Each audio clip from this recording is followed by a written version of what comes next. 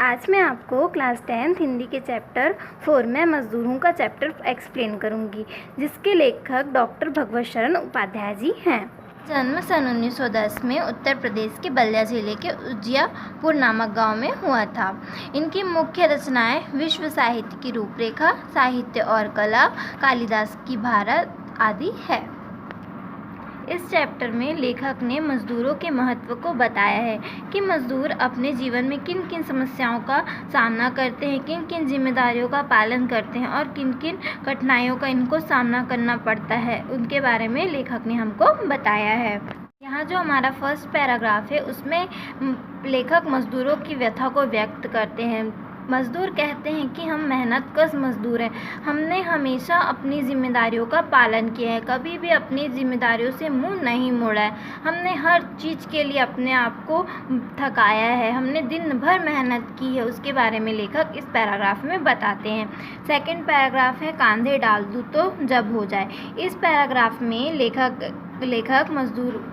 को मज़दूर बताते हैं कि मैंने हमेशा निर्माण कार्य किया है। मैंने हमेशा निर्माण कार्य ही किया है।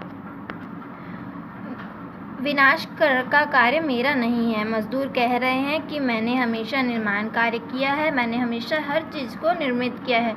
विनाश करने का कार्य मेरा नहीं है। यदि मैं मेहनत ना करूँ तो संसार की विकास कार्य रुक जाएंगे। लेखक कह रहे हैं कि मजदूर अपनी व्यथा बता रहे हैं कि यदि वे मेहनत नहीं करेंगे तो संसार की जो भी विकास के कार्य हैं वे रुक जाएंगे। सारा संसार अपने कार्य में संलग्न, जो कार्य संसार द्वारा किया जा रहा है वे हर कार्य रुक जाएंगे। कोई भी कार्य मजदूरों के बिना संपन्न नहीं हो सकता। फिर मजदूर कहते हैं कि लेकिन मैं कभी ऐसा नहीं करूँगा, मैं अपने कार्य से कभी भी मुंह नहीं मोड़ूंगा, क्योंकि मेरा धर्म ये नहीं है। मेरा धर्म कार्य करने का है। मैं मेहनतकश मजदूर हूँ। मैं दिन भर अपने कार्य में लगा रहने वाला मेहनतकश मजदूर हूँ। यदि मैं कुछ विध्वंस करूँगा अर्थात यदि मैं कुछ तोड़ूंगा तो भी उसको बहुत सुंदर तरीके से उसे निर्मित करूँगा और नया रूप प्रदान करूँगा। मैं अपने परिश्रम से कभी नहीं घबराऊँगा। ये कौन कह रहा है? ये सब मजदूर अपनी व्यथा बता रहे हैं। मैं हमेशा कार्यरत रहता हूँ। मैं हमेशा अपने कार्य में कार्यरत रहता हूँ अर्थात हमेशा अपने कार्य में लगा रहता हूँ, पर परिश्रम से घबराता नहीं। मैं कभी भी परिश्रम से घबराता नहीं। मैं अपने कर्तव्य से कभी मुख नहीं मोड़ूंगा, मतलब मैं अपने कर्तव्य से कभी पीछे नहीं हटूंगा। मेरा कार्य है मेहनत करना और मैं वो करूँगा। इस पैराग्राफ में जो कश्मीर का नाम लेते ही आगे इस पैराग्राफ में मजदूर लेखक को बता रहे हैं कि कश्मीर का नाम लेते ही हमारे हृदय में खुशी आ जाती है, परंतु उनकी दलदली जमीन भूमि को सौंदर्य किसने प्रदान किया है? मजदूरों ने। वहाँ हर चीज़ों को ठीक किसने किया? मजदूरों ने। आज हम जिस कश्मीर का आनंद लेते हैं उसे देखकर हमारे मन में खुशियाँ छा जाती है। उस कश्मीर को सुंदर किसने बनाया है? मजदूरों ने। मजदूरों की कार्य की विशेषताएं अनंत है। मजदूर नेक्स्ट पैराग्राफ में कह रहे हैं, दिन सोता था रात सोती थी, अर्थात दिन में सभी लोग यदि सोते हैं और रात में भी सोते हैं, परंतु मैं जागता हूँ, मतलब मैं हमेशा अपना कार्य करता हूँ। मैं रात को भी अपने कार्य में अग्रसर रहता हूँ। मजदूर आगे कहते हैं कि मैंने पहाड़ें काटी, चट्टानें खोदकर सोना चांदी लोहा आदि किसने निकाला? मैंने ही निकाला है। जब रात की अंधियारी छा जाती थी तब भी मैं अपने मालिकों के लिए पहाड़ पत्थर काटते रहता था और जो लोहे से चट्टान कठोर जैसे जो हीरा आज हम पहनते हैं या आभूषणों के रूप में जिसे पहनते हैं, वो हीरा बहुत लोहे के कठोर चट्टानों की तरह था, जिसे रूप किसने प्रदान किया है? मजदूरों ने। मजदूरों की काम की विशेषताएं अनंत हैं।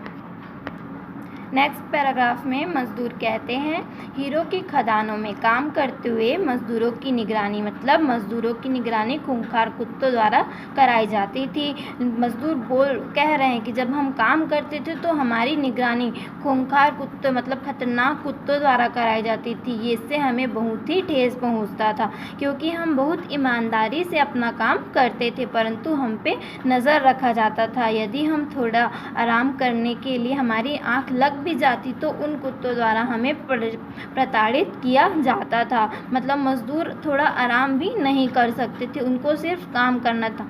उनके मालिक बहुत ही गैर जिम्मेदार थे। नेक्स्ट पैराग्राफ में मज़दूर बता रहे हैं कि रोम का वह कोलोसियम, रोम में जो कोलोसियम बना है उसका निर्माण भी मैंने अपने हाथों से किया है। मैंने बहुत सारे चीज़ों का निर्माण अपने हाथों से किया है। मज़दूर कह रहे हैं कि रोम के कोलोसियम का निर्माण भी मैंने अपने हाथों से किया है। मैंने अनेक चीज़ों का निर्माण अपने हाथों से किया है, जिसके लिए मैंने अपने जान की बाजी लगाई है। मज़दूरों को बहुत ही कठिन परिश्रम करना पड़ता था, जिसके बारे में मज़दूर हमें बता रहे हैं। नेक्स्ट पैराग्राफ में मज़दूर बताते हैं कि प्राचीन वनों की बंजर पथरीली भूमि का निर्माण भी हमने किया। मतलब जो प्राचीन में जो बंजर भूमि थी उसको उपजाऊ हमने बनाया, वहाँ वन हमने उगाए हैं। यह मेरे अथक परिश्रम का ही परिणाम है कि उसे मैंने कृषि योग्य बनाया। मतलब उस भूमि को मैंने कृषि योग्य बनाया है, वो मेरे दिन भर परिश्रम करने का ही परिणाम है। मज़दूर आगे हमें बताते हैं कि हमें अफ्रीकी जंगलों में जब हम काम करते रहते थे तब वहाँ के डाकू चोर आदि साजिश करके हमको अपने बंधन में ले जाकर समुद्र पार ले जाकर वहाँ काम करवाते थे। और जब किसी ज़मीन को या किसी खेत को बड़े बड़े सामंतों द्वारा या रजवाड़ों द्वारा बेचा जाता था तो उनके साथ हमें पशुओं के भांति बेच दिया जाता था। हमारे साथ बहुत ही अत्याचार होता था। जो बड़े बड़े गांव नगर, आज जो बड़े बड़े गांव नगर बने हैं उनको हमने ही निर्माण किया है। नेक्स्ट पैराग्राफ में मज़दूर बताते हैं कि मैं ज़मीन खोदकर उसे जोत बोकर सोना उगलने पर मजबूर करता था। मतलब मैंने ज़मीन खोदकर वहाँ सोना निकाला, परंतु वह सोना मेरे लिए नहीं था। मैं उसे छू तो सकता था परंतु उसका उपयोग अपने स्वयं के लिए नहीं कर सकता था। मैंने बहुत सी ऐसी चीज़ें खोजी है जिसका निर्माण मैंने किया है, उसे रूप प्रदान मैंने किया, परंतु स्वयं उपभोग नहीं कर सकता। इस पैराग्राफ में भी मज़दूर वही बताते हैं कि मुझे ज़मीन के साथ बेच दिया जाता था, मुझे पशुओं के साथ मेरी भी बिक्री कर दी जाती थी। इस पैराग्राफ में मज़दूर बताते हैं कि जंगल काटकर मैंने गांव खड़े किए। मतलब बड़े बड़े जो जंगल थे उसे काटकर गांव कस्बे मैंने ही खड़े किए, जो आज बड़े बड़े नगर हैं, जो इमारतें बनी हैं, जहां विशाल जनसंख्या निवास करती है, उसका निर्माण किसने किया है? हमने किया है। आज जो बड़े बड़े कारखाने संचालित हैं वहाँ भी दिन रात किसने काम किया है? किसने पसीना बहाया है? हमने पसीना बनाया। मतलब मज़दूर अपनी व्यथा बता रहे हैं। जब मशीन की चपेट में मज़दूर बताते हैं कि जब वहाँ कारखानों में मशीन की चपेट में यदि कोई मज़दूर आ जाता था तो उसका नाम रजिस्टर से हटा दिया जाता था। मतलब उसको नौकरी से बर्खास्त कर दिया जाता था, उसे हटा दिया जाता था और उसे किसी भी प्रकार की अनुदान राशि नहीं दी जाती थी। मज़दूर कहते हैं कि मेरी मृत्यु की जवाबदेही किसी की नहीं थी, ना मेरे बाल बच्चों की। मेरे बाल बच्चों का ध्यान रखने वाला भी कोई नहीं था। यदि मेरी मृत्यु हो जाएगी तो मेरे बाल बच्चों का ध्यान रखने वाला भी कोई नहीं होगा। ना सरकार हमारी जिम्मेदारी उठाती है, ना ही हमारे मालिक जिनके लिए हम दिन रात काम करते हैं।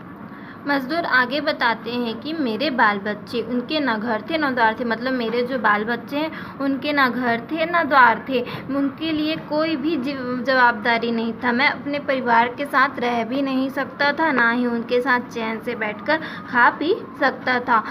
मज़दूर आगे कहते हैं कि खूनी लड़ाइयाँ जिसमें हमने अपना खून पसीना बहाया, यहाँ तक कि हमने अपने प्राण भी त्याग दिए, परंतु उसमें हमारा नाम नहीं लिया जाता। बड़े बड़े गोले बारूद, बड़े बड़े बंदूकें, इन सब का निर्माण किसने किया है? किसकी मेहनत से ये सब निर्मित हुए? हमारी मेहनत से। परंतु हमारी ऐसी कोई भी मनोदशा नहीं होती, हमारी ऐसी कोई भी इंटेंशन नहीं होता उन्हें दुख पहुंचाने का या किसी के लिए हथियार तैयार करने का, परंतु हम मज़दूर हैं, हम इन सब चीज़ों के लिए मजबूर हैं, इसलिए हमें इन चीज़ों का निर्माण करना पड़ता है। मज़दूर आगे कहते हैं कि हमने बड़े बड़े पुलों का निर्माण किया, बहुत सुंदर सुंदर पुलें बनाई हैं, बहुत सुंदर सुंदर महल बनाए हैं, परंतु हमारे मृत्यु की जवाबदारी किसी की नहीं होती। यदि हमारी मृत्यु हो गई तो किसी को कोई फ़र्क नहीं पड़ता, परंतु हमारे पीछे हमारे बाल बच्चे अनाथ हो जाते हैं। रत्नाकर का सौंदर्य उतना ही अमित है, मतलब रत्नाकर बहुत ही सुंदर है, परंतु उसका निर्माण किसने किया, किसकी समृद्धि हुई है उसमें? हमने बहुत मेहनत की, तब उनकी वे सब समृद्ध हुए हैं।